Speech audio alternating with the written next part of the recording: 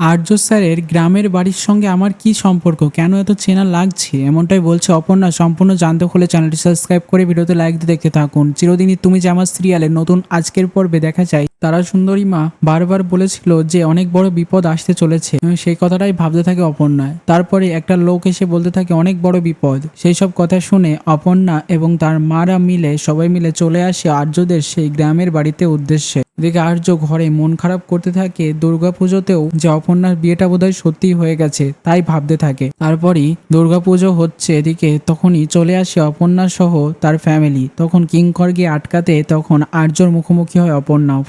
অপর্ণা তুমি?